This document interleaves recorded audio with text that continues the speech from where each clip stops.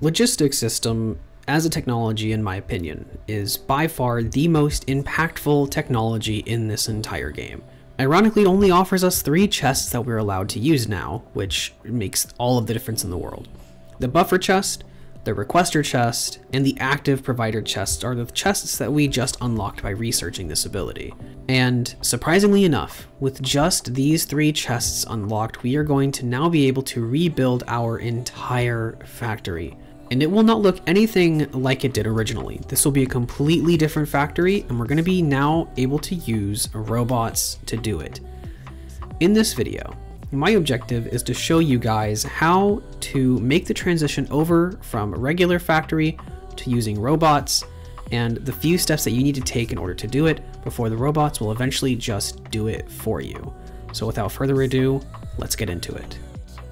So one of the first things that I did was I queued up the worker robot cargo size upgrade and the worker robot speed 1 and 2 upgrades, which will make our robots move about 70% faster and also carry 2 items instead of 1, increasing their efficiency greatly. These are the last technologies that we can actually get for them using just red, blue, and green science. Theoretically, you needed to create yellow, so you should have enough for another one of the upgrades. But realistically, I stopped making yellow as soon as I could because I had enough to start making robots and I was going to retool my factory afterwards. So I don't actually have yellow. So these are the upgrades that we're going to be queuing for now. Another thing that I am going to go ahead and point out now is that I have already made a beginner tutorial for robots and how to use them. So I'm not going to be talking about super in-depth stuff here as to how to efficiently, actually start using them. So I'm going to be kind of glossing over that kind of stuff, but the next thing that we're going to have to do, obviously, is to place down our first roboport and make a few logistics robots and construction robots to add to the system. So that's what I did next. Now that we actually have robots placed down, we want to start replicating them, and we want our robots to basically self-replicate because we're going to need a lot of these robots flying around to move items on the level in which we are eventually going to have them moving. So we're going to have to make some self-replicating robots, so we're going to use the robots to make the robots. Simply enough, we're just going to put in the recipe for the creation of logistic robots into a chest, request all the things that are needed, and we're going to feed that directly into another roboport. And I kind of just AFK'd here for a little bit so that we could get some robots together. And so we will watch our robot number increase as I start to talk about some other stuff. Of course, before getting this starting up and starting this little time lapse here, I did end up going and increasing the size of my logistics network and containering up all the stuff that I needed into passive providers. So I ended up having a system that was already making robot frames for yellow science earlier, and I went ahead and gave them a passive provider to place into instead of a regular chest. I also went over to my red circuits and started containering those up into a passive provider chest, which is what allows these robots to go pick them up and move them over here and creating us more robots. So now that we actually have a little system that's going to be replicating our stuff, we pretty much now need to go and set up another system for ourselves to start actually making stuff using the robots that we now have. So let's get to that.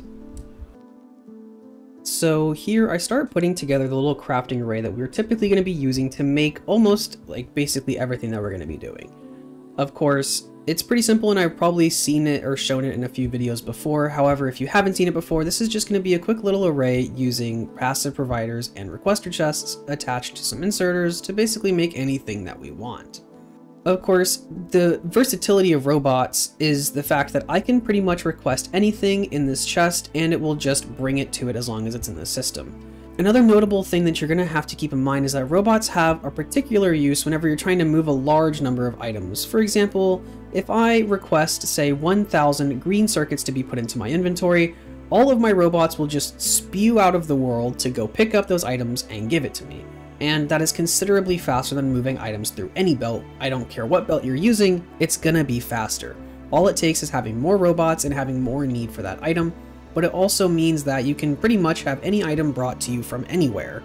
And that also means that you don't have to have belts strewn across your factory going from place to place, because the robots will just pick it up and take it to where it's needed, which is really convenient.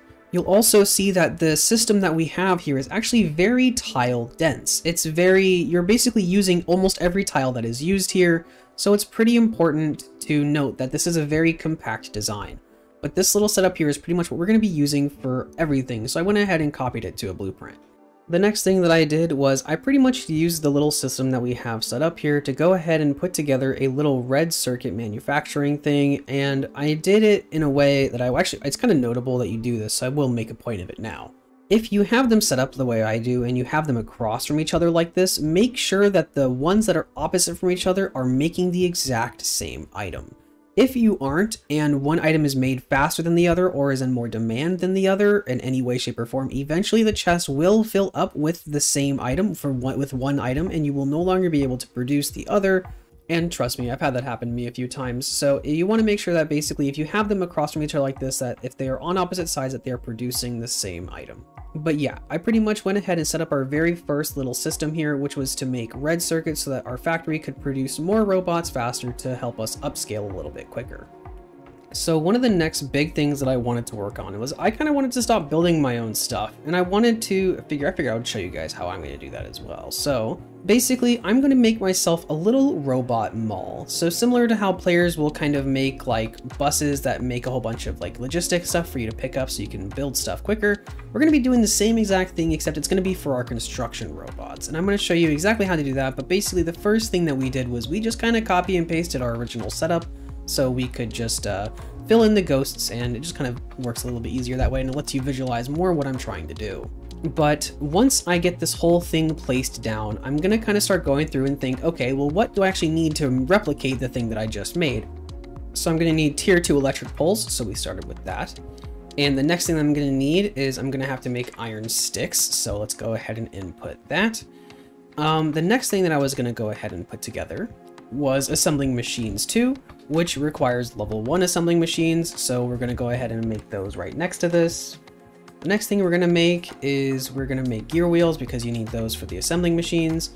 We're also going to make inserters, because we're going to be using inserters for the system to move items in and out of the assembling machines. And lastly, we're going to have to make passive provider chests and requester chests so that we can actually get stuff in and out of our systems. And I also went ahead and had to build another little array here so that I could actually make regular steel chests, because those weren't being made. So I actually needed those for the logistics and the passive provider chests, so we had to add that as well. And with that, we actually had pretty much everything we needed to just build more and more of these, which is going to be very important as we start to transition our factory completely over to making stuff that we need. So I wanted to make a quick comment as to the fact that I actually put down 2 robo ports here in the middle of all the stuff that I'm making, because the more stuff you start to move as you start to kind of scale this process up, the more robots you're going to need to use, meaning that they're going to need places to charge. So ensuring that they have ample places to go to charge will assure efficiency in your system. So a lot of space does end up getting used up by robo ports because they're rather bulky. Another neat little thing that we can actually now do, because we have construction robots, is we can actually now use the upgrade planner. So this upgrade planner is pretty useful. So realistically, all I have to do now to upgrade all of my regular inserters to fast inserters is I go here, I click on this, which allows me to choose what I want to upgrade. I'm going to be choosing to upgrade regular inserters to fast inserters. I highlight everything, and all of my robots will go out and upgrade every single inserter that I just highlighted, which is an amazing feature. And this is the kind of stuff that we're going to be doing now that we have so many robots. And just to kind of really truly showcase how the factory now effectively builds itself, is all I have to do is I copy and I paste this little system here. And now that I have my stuff being made by my robots, all my construction bots will do is go out and place everything. And I already copied and pasted like an already placed down thing that had stuff in it. So it actually copies all the recipes and all the stuff requested. So now it's already up and moving again. So just like that, as long as I have the capacity to make sure that I can still produce all the stuff that I'm making, like make sure I have enough plates or whatever, this system will just go ahead and start making more red circuits just like that, which is very, very powerful and will allow us to scale up very easily and to keep things compact. And it's just beautiful to watch.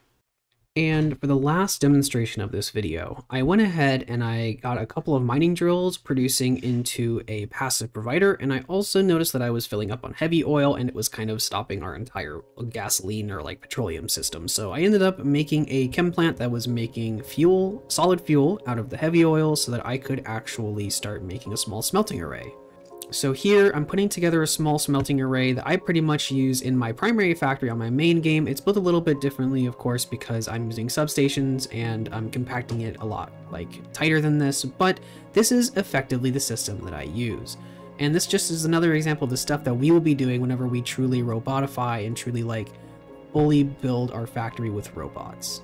Anyway, as I'm finishing this little example up, that is going to be the last thing that we're going to be doing this video. If you guys enjoyed this video and you found it interesting and you want to see what's going to be happening once we move on to the next step of using our robots, consider leaving this video a like. I mean, just you guys getting this far into the video kind of tells me that you guys enjoy this type of content, but you know, that's honestly enough for me. If you guys got this far, thank you so much for watching, and in about a week from today, exactly a week from today, actually, unless you remember, you'll be getting it on Wednesday instead, you'll be having another video showing what we're going to be doing to move on to the next phase of this factory when we start to truly kind of destroy the whole factory and rebuild everything from the ground up.